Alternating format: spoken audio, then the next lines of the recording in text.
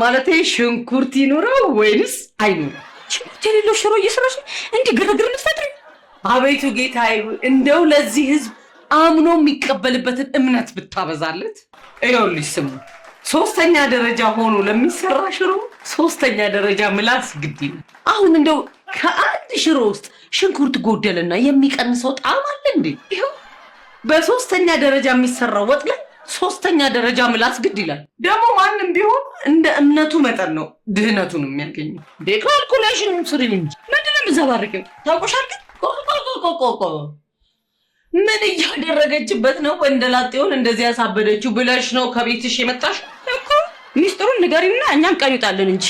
አሁን ማን ይሙት ሽንኩርት የሌለው ሽሮ እየበላ ነው የሰፈሩ ወንደላጤ እንደሚያቃልጠው እንዴ?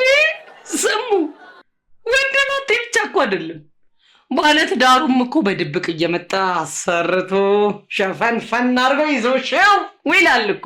እና ይሄ ነገር የጤና ነው እያላችሁ ነው? ማነው ያከስ ግርማ የሚሉት? ቂቤ የጠጣች ምስር ባጎርሶ አይደል እንዴ? ከጻድቄ ሙያ አይበልጥም ብሎ ሙያን ያራከሰው እና ማነው እኛ ጋር ቂቤ የለም ያለው? አንደኛ ደረጃ ሽሮ እኮ ቂቤ ያለው። እባካችሁ የሀገሬ ባለሙያዎች በመጀመሪያ ህብረተሰቡን በደንብ ተመልከቱትና የሚያስፈልገውን ነገር ስጡት። አሁን እኮ ችግር የሆነው እንደ ሰውየው ሀሳብ ሳይሆን እንደ ሙያተኛው ሀሳብ መኖራችን ነው። ሽንኩርት የሌለው ሽሮ ይበላ፣ ቂቤ ያለው ሽሮ ይበላ ቢጠየቁ እኩል መብላታቸውን መናገራቸው አይቀርም። ያው ክፍያውንና ጥፍጥናውን ማስታረቅ አለብን። የሰማዩም ለሁሉም እርካታውን አይነው።